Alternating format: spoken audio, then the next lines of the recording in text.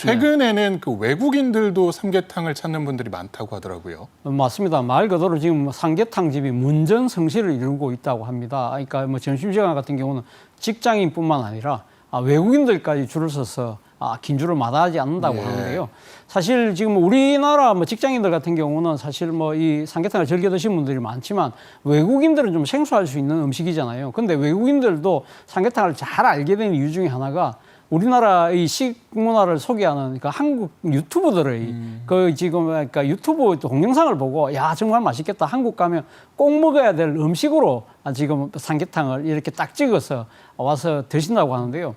문제는 그러니까 드시고 난 뒤에 훨씬 더 만족감이 높아진다는 것이죠. 그러니까 뭐 이 일부 소감을 보도한 그 보도를 보니까 이런 이야기를 하더라고요. 상당히 뭐 이 보양식 먹고 그러니까 삼계탕 먹고 나니까 정말 보양식 먹은 것 같다, 보양 먹은 것 같다는 이야기를 하면서 또다시 먹고 싶다는 이야기를 하고 있을 정도로 삼계탕 인기가 지금 상종가를 치고 있는 것 같습니다. 예, 그 공항에서 입국할 때 보면은 제발 육포나 소시지 같은 거 좀 두고 오세요라는 글귀 볼 수 있습니다. 그렇습니다. 그 육류에 대한 검역이 아주 이제 철저하기 때문인데 그런 의미에서 삼계탕을 수출한다는 것도 굉장히 어려운 일이었습니다만 이게 28년 만에 성사가 됐다고요. 그 유럽 연합이 제일 뚫기가 어려웠죠. 사실 뭐 일본, 대만, 미국, 중국, 캐나다 등은 좀 수출길이 좀 비교적 빨리 열렸는데 이 이유는 굳게 닫고 있었어요. 왜 그러냐면 이제 열처리 가금육에 대한 통관 위생 협상이 자그마치 20 몇 년이 걸려서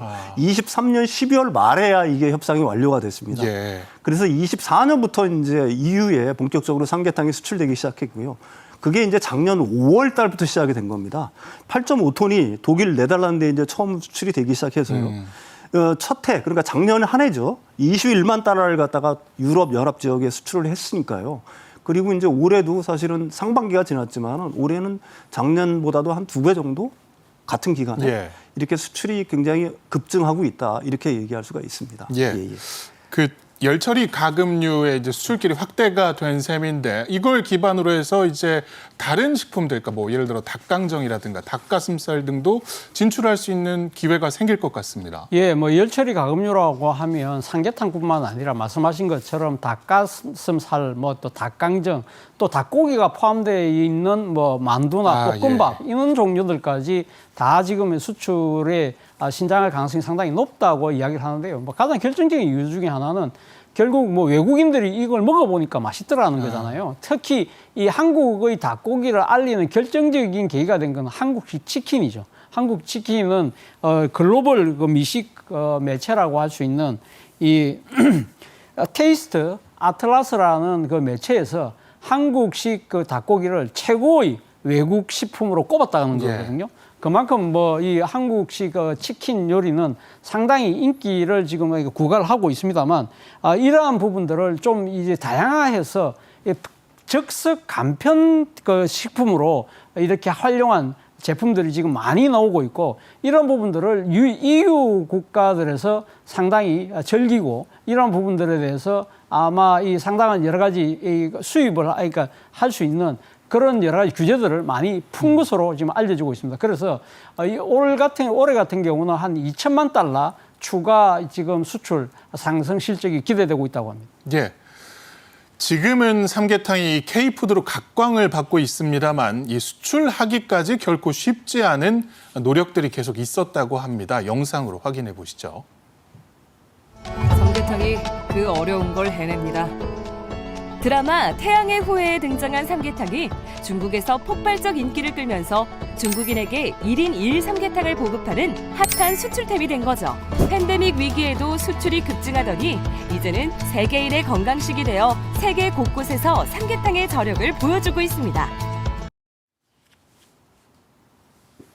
예, 그 K푸드의 수출 약진 계속해서 이루어지고 있는데 주요 품목들 보면 이제 김이라든가 뭐 라면이라든가 또 아이스크림 등도 잘 나가고 있는 것 같습니다만 이 닭고기가 굉장히 수출 증가세를 보였다고요. 예, 가공식품은 뭐 워낙 이제 유명해졌으니까요. 사실 그 부분에 대해서는 별날이 뭐 따로 말씀드리지 않아도 잘 아실 것 같고 이제 K푸드 플러스라고 보통 우리가 얘기를 하는데 농식품과 농산업 수출 부분을 얘기를 합니다.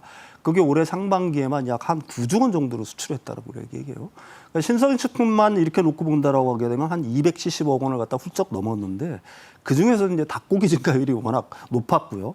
아까도 말씀드렸듯이 올 상반기 EU 지역에 수출한 삼계탕은 전년 동기 대비해서 2배 이상 늘었다고 하니까 우리나라 닭고기가 세계에서 굉장히 인기를 끄는 모양새를 보이고 있습니다. 예. 사실 이 전통적으로 복날하면 이제 보신탕 많이들 드셨던 것 같습니다. 근데 개식용 금지 법제화로 인해서 이제 대체제로 떠오르고 있는 것이 아마 흑염소라고 하더라고요. 그렇죠. 뭐 말씀하신 것처럼 지금 개고기 문화, 즐기는 문화 자체가 사실 지금 개고기 식용 금지법이 이제 곧 이제 발효가 되기 때문에 이런 부분들도 있고, 또 하나는 또 반려묘에 대한 또 각별한 사랑을 하는 그러한 또 문화가 또 지금 보편화되고 있기 때문에 이러한 부분 때문에 개고기의 일종의 대체 식품으로 지금 흑염소가 뜨고 있는데요. 이 지금 흑염소, 그래서 이 흑염소를 이렇게 좀 쉽게 즐길 수 있도록 일종의 뭐랄까 프랜차이즈 업계도 벌써 프랜차이즈 업체도 두 곳이나 지금 이렇게 만들어졌고요. 그리고 또 흑염소 이 프랜차이즈 업체가 만들어지니까 아무래도 흑염소 요리를 좀 더 쉽고 간편하게 즐길 수 있도록 하는 여러 가지 레시피도 다양하게 지금 나오고 있다고 합니다. 이러다 보니까 흑염소 사육하고 이러한 사육을 하는 또 사육수도 증가를 하고 있습니다. 그래서 사육 두수가요 10년 새에 70% 늘어가지고 2023년 현재에 사육 두수가 43만 3천 마리에 이르고요. 그리고 또 염소고기를 외국에서 수입하는 비중도 점점 늘어나고 있다고 합니다. 예. 자, 흑염소 외에도 또 인기 있는 품목 중에 하나가 바로 이 닭 한 마리 요리인 것 같습니다. 특히나 이제 일본 분들이 많이 와서 닭 한 마리 찾으신다고요. 예, 이 일본 요리에 미즈타키라고 해서 이 닭고기 육수를 우려내서 하는 그런 식의 요리가 있다고 합니다. 예. 그런데 한국의 닭 한 마리가 일본보다 좀 더 신기하고 재밌다고 일본 사람들이 느끼는 것 중에 하나는요. 일본 같은 경우는 이렇게 닭고기가 이렇게 부위별로 따뜻하게 분리가 돼서 이렇게 끓이는 방식이라고 한다면, 우리는 말 그대로 닭 한 마리가 통째로 넣으니까 야, 이게 정말 재밌다, 신기하다. 그러면 뜯어먹는 그런 재미, 그런 것도 있고, 또 하나는 일본 분들이 사실 한국 음식 하면 조금 끓이는 것 중에 하나가 너무 맵다는 거잖아요. 근데 닭 한 마리 같은 경우는 이 지금 다져진 양념을 자신의 기호에 따라서 알아서 그냥 맞출 수 있기 때문에 맵기의 조절을 할 수 있다는 것이죠. 그러다 보니까 상당히 일본 분들이 좋아해서 지금 동대문 같은 경우에는 닭 한 마리 골목이 성시 중이라고 합니다. 예.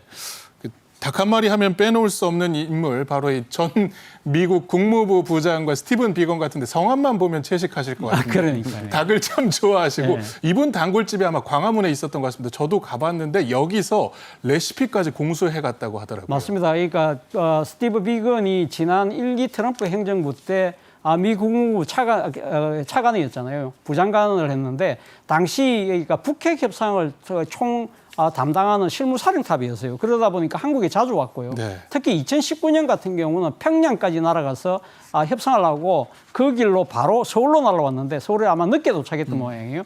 밤 11시쯤에 도착을 해서 이제 숙소에 도착하니까 그러니까 식당 같은 경우 같아 다 문을 닫았는데 거기서 안내준 것이 바로 말씀하신 그 닭 한 마리 집인데 그거 가서 먹어보고 너무 푹 빠졌다는 거죠. 그래서 사실 이 비건은 이 닭 한 마리 집에 간 부분이 한국 언론에 여러 번 소개가 됐고요. 그래서 뭐 상당히 그 때문에 상당히 유명해졌죠. 그리고 비건이 모든 임무를 마치고 한국을 떠날 때, 이 트럼프 행정부가 마감될 때 외교부가 그 집을 통째로 빌려가지고 이 스티브 비건한테 이 닭 한 마리를 대접을 했는데요. 최근에 이 스티브 비건이 인터뷰를 한 걸 보니까 이런 이야기를 했더라고요. 그러니까 그 홀에 가면 사람들도 많고 국물 냄새도 구수하게 퍼지는데 그 주방에서 열심히 일하는 아주머니들이 자신이 그러니까 미국 돌아가서 이 요리를 하고 싶다니까 레시피를 한국식 그 양념 이름을 한글로 써서 그 현지 마트에 가서 사라. 예. 그렇게 이야기를 하면서 너무 인상 깊었다 하면서 그 아주머니들이 열심히 일하는 그 건면함이 오늘의 한국을 만든 원동력이고 바로 그 때문에 세계에서 존경을 받는 거다는 이야기를 했습니다.